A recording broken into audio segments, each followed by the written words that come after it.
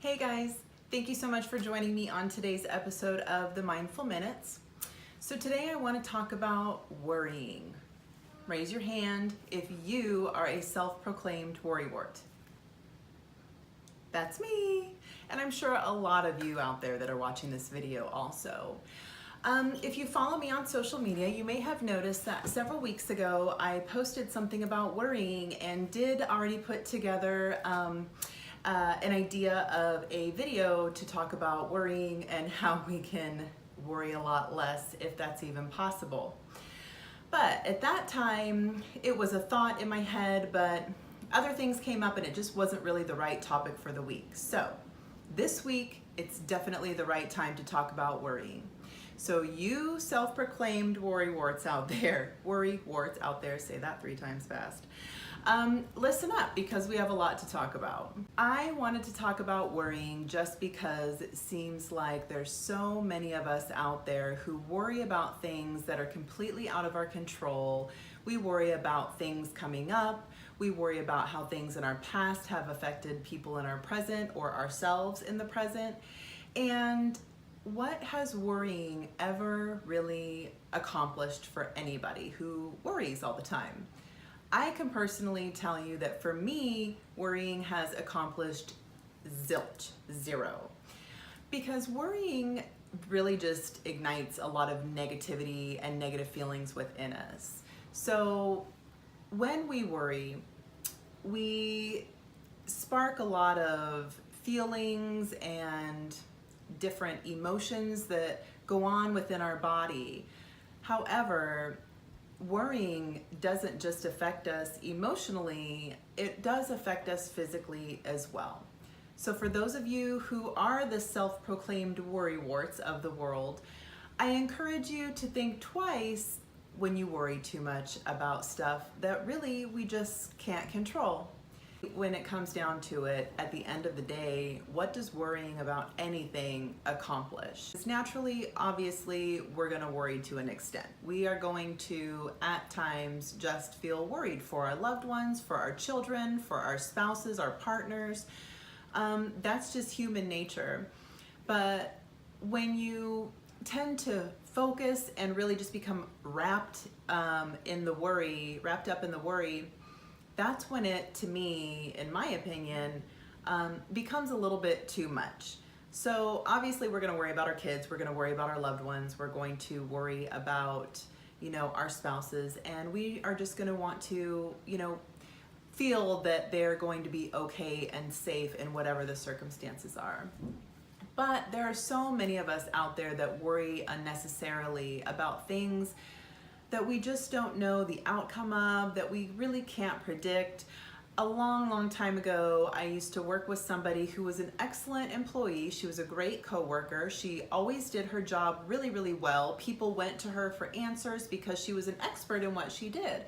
But she constantly worried that something was wrong, and I would look at her and say, girlfriend, stop worrying so much, because what are you worrying about? Obviously, you're a great employee. People come to you for answers. You got a great review. Our boss loved her. They had a great rapport. I was like, there's nothing to worry about, right? But that was so much easier for me to say than for her to feel. So that's an example of when worrying becomes too much and goes too far. So Irma Bombeck once said, which I love this quote because it's brilliant. She said, worrying is like a rocking chair. It gives us something to do, but it doesn't get us anywhere. And that's exactly what worrying does. It gives us something to do. It gives our mind something to focus on, which is very negative, of course, but it does give our mind something to focus on. It gives us something to think about, something to contemplate, something to anticipate maybe. But what does it really do for us? It doesn't get us anywhere. It doesn't give us answers. It doesn't give us comfort. Absolutely doesn't give us comfort. And it doesn't solve anything. It doesn't resolve anything. So worrying really is just a waste of time. Outside of natural worry, how can we identify when we are worrying too much?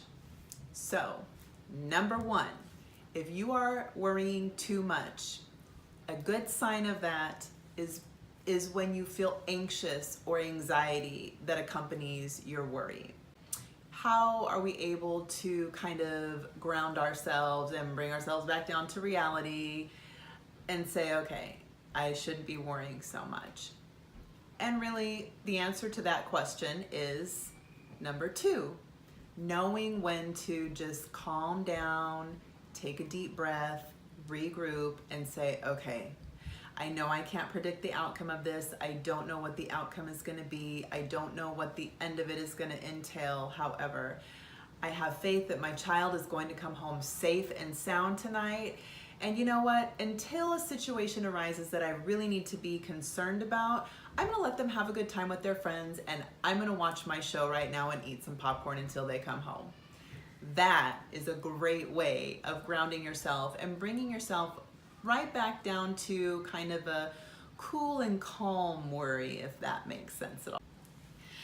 So, what are you self-professed worry-warts out there going to do the next time you feel a little too anxious and a little too worrisome about something that just may turn out to be okay? I wonder. I'd love to hear your feedback, and I'd love to hear your comments when that does come, when that situation does come across your path in the future, just because, again, the purpose of these videos aren't just to share my thoughts and perspective on, things that I've experienced or am educated about or whatever.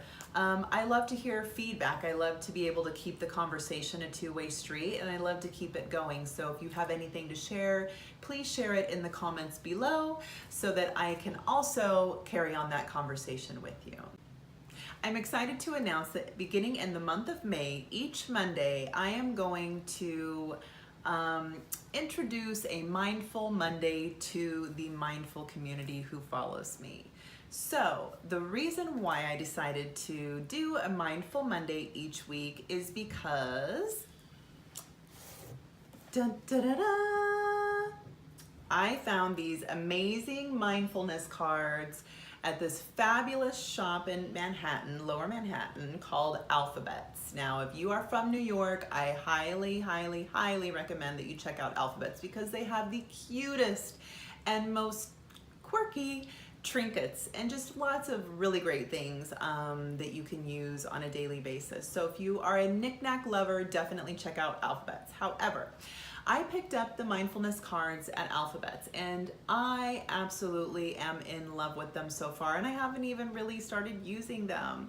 But I love them because they are sectioned out to different areas of our lives that we can apply mindfulness. And of course, this being the Mindful Minutes, I am someone who truly believes in mindfulness. So each Monday, I am going to pick a card out of my box. And as you can see, we have 4 categories of rest and balance, curiosity and joy. Let's see, this one is insight and awareness and kindness. And those are all areas that all of us can use a little extra mindfulness in.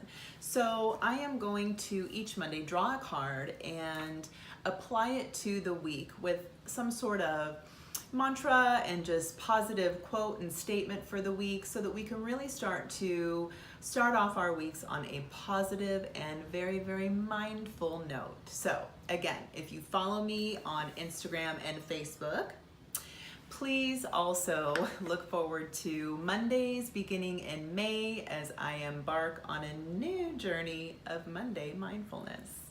Thank you so much, guys, for joining me on today's episode. I hope that for those of you who worry a lot, maybe this helped help you feel a little bit better about more effective ways to handle worrisome situations in the future. If you like today's episode, please click that like button. If you have not yet subscribed, please subscribe to my channel so that we can continue to journey through this life and everything mindful together. And also, continue to be reminded just how important it really is to keep a mindful perspective. Thank you so much, guys. I'll see you next time.